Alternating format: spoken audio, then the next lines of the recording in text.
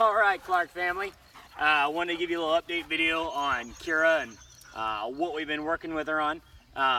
Kira is definitely a big ball of fun. What I wanted to show you today, I was going to show you some of the obedience work that we do, because right here you can see, Kira is, fun-loving and happy and goofy, and that's all fine and well if you want her to be that way. But one of the things I want to show you is how do we make her obedience better.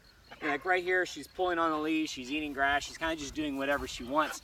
Kira obviously knows all the commands, but how do you take it from asking the dog to come here, asking the dog to sit, asking the dog to do things, to telling them that we want her to do those things?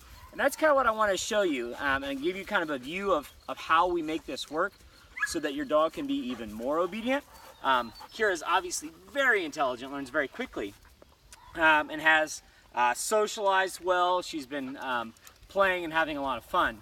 But I want to show you some tips and kind of what we've been working on to go from a dog who's kind of yanking at the end of the leash here to a dog who will mind a little bit better and obediently.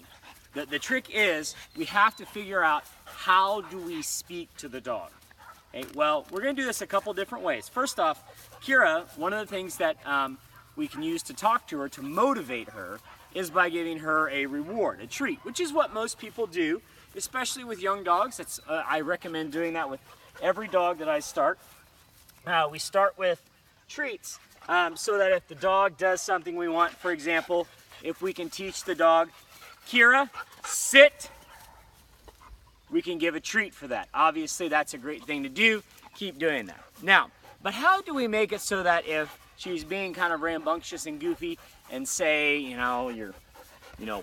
someone comes over and we need the dog to be under control, or we're walking the dog on a leash and they're going to meet a young child and we need her to be chill, how do we teach her to do that? I want to show you how that works. So the way that we teach it is we teach everything at the heel command. Now, when I say heel, what that means is I want the dog on my left side, and in general, I want her tail behind me and her head in front of me. So long as her head's in front and her tail's behind, I'm not going to correct her for where she is. We're gonna let it ride. Later, you can really fine tune it if you want to, but generally, head in front, tail behind is sufficient for, at least for the beginning of this. Now what I'm using is a very, very simple canvas strap. It's about 1 inch wide. It's pretty heavy.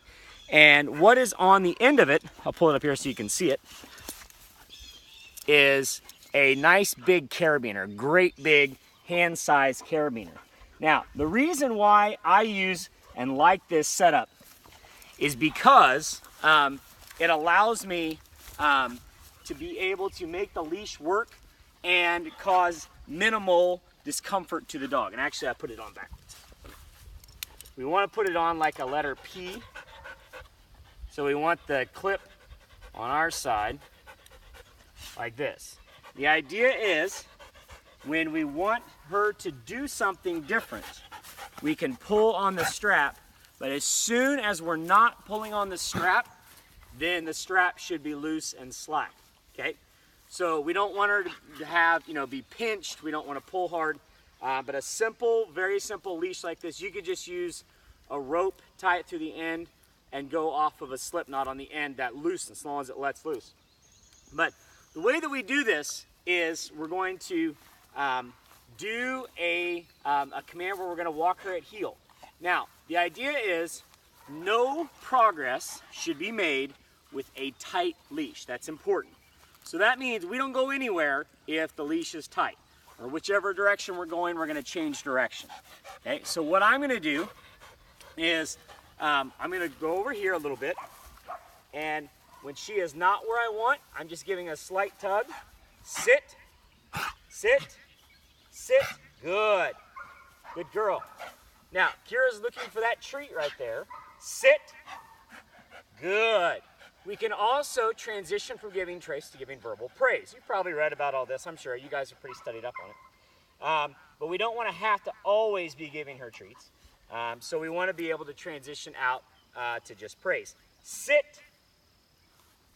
So here we're just going to hold it tight, and if she doesn't immediately sit down, we push her behind down. Good girl. Let's sit. She got her thing backwards again.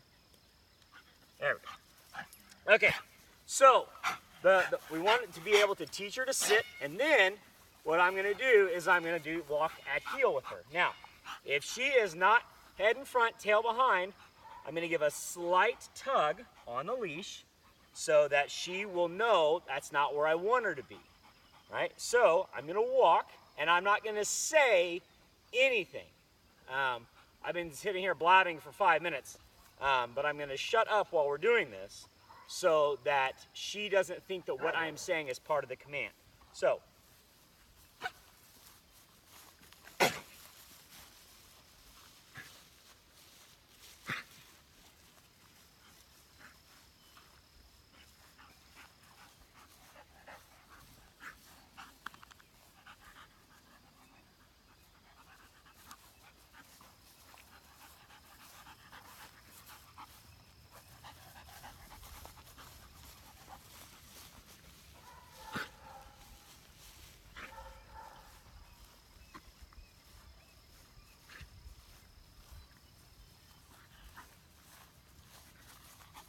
all right, so you see the difference that it makes once we start applying that tugging. She understands it's time to do what we want her to do. It's one of the major ways that we communicate with dogs. Now, once she gets proficient at this, we would start saying heel when she's in that position to make it better. You also notice that her attitude's going to change a little bit here because now she's kind of transitioning in her mind. Oh, okay, he's trying to talk to me and we want to do some stuff together instead of my own playtime. Now, what I was doing there was an outside loop. What I mean by that is the dog was outside of me all the time. This is by far the easiest way to get started on heel. The more difficult version is when you do the dog on the inside loop. Here's what I mean by that. Where we go like this.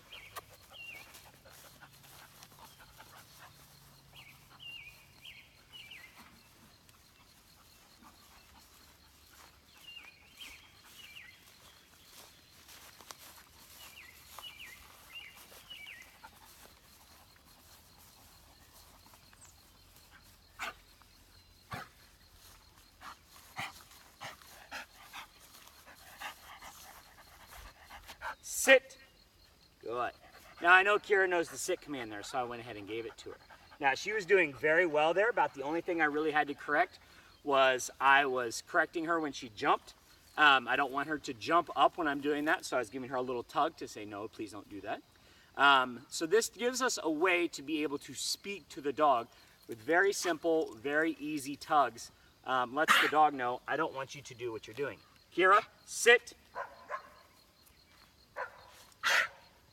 Sit. Good. If you had stopped eating grass, sit. No. Sit. Sit. Thank you. So, the trick is to keep doing more and more and more of the heel. Sit. Good. Sit. And you'll get much more control over the dog the more reps that you do with it. Anyway, that's a good start with Kira. She's making good progress. Good girl. Heel. Good.